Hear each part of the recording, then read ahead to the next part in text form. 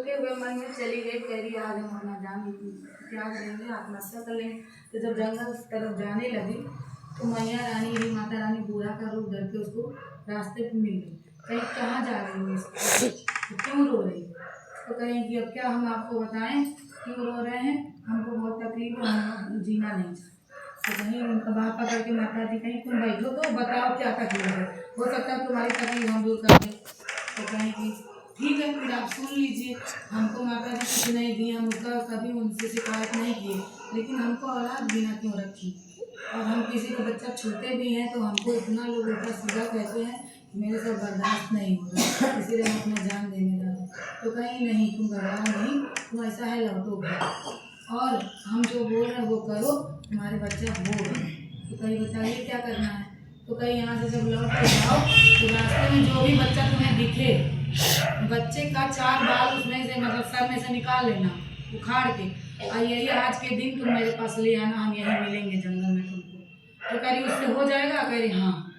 तो लौट गई तो बच्चे उसके गले में खेल रहे थे, हाथ जब बढ़ा उसका सर के तरफ तो नोच नहीं पाई बाल से। भगवान इतने सुंदर सुंदर बच्चे हैं और कैसे इनका बरवा नोची, इनके बहुत दुखी भले हम औलाद हो जाए ना, हम बाल नोची। तो वो अगले हफ्ता वही दिन फिर जंगल में गई तो कहीं माता को लगा कोई कहीं लाई, कह रही है नहीं मैया हम बच्चों का बाल नहीं नोच पाएंगे, उनको कष्ट दे के हमको औलाद नहीं चाहिए।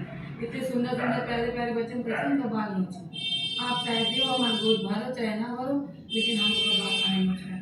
तो माता जी बड़ी खुश हो गई, कहीं तुम्हारा हम इम्तहान ही ले गए, और जाओ 9 महीने तुम्हारा बच्चा हो ही जाए तो, और तुम्हारे अन्न धन की भी कमी नहीं रहेगी।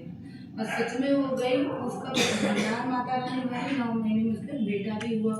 अब जेठानी को बड़ा जलन हुआ, कही कि इसके कहाँ से इतना हो गया, ये पूरा दरिद्र है, पूरा जीवन औलाद भी हो गया, धन संपत्ति हो गया, जाए का पूछी कैसे गई।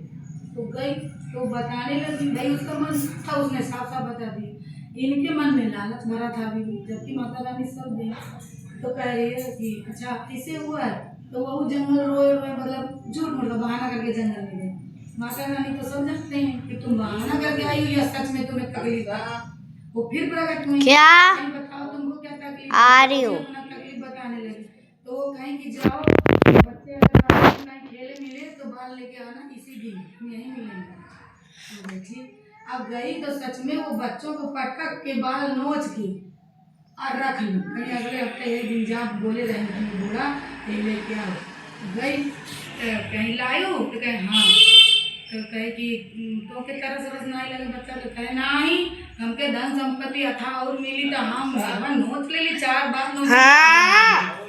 अब माता रुको ऐसे की, तो वो जब घर लौटी तो उसके बच्चे गहरी नींद सोए थे और जो महल था वो झोपड़ी बन गया। अब खूब का रोने लगी, तड़पने लगी, चिल्ला चिल्ला के कि ये क्या हो गया, हमारा तो जब जो था वो भी चला गया। फिर देवरानी लगे दौड़े दौड़े गए तो कहेगी तुम झूठ बोली थी, देखो मेरा तो ऐसा हो गया। तब कहे कि दीदी हम झूठ नहीं बोले थे, लेकिन आप माता से झूठ बोलने के लिए और छल कर रही हैं, उनसे कौन छल कर रहा है, तो अभी भी कुछ नहीं बिगड़ा है, आप चलो मेरे साथ। और वही माता जी जंगल में मिलेंगी, उनका घोड़ पकड़ के माफी मांगी। तो गई दोनों देवरानी जेठानी, माता रानी के घोड़ पकड़ के माफी मांगी, उनका जोन था माता रानी उनका निपटा दी। अब देवरानी जेठानी मिल के फिर रहे लगी, उनके मन से छल कपट सब खत्म हो गया। छठ मैया जैसे उनका दिल लौटा, संकटा माई की जय, माई की जय, देवी की जय, जगत जननी माता की जय।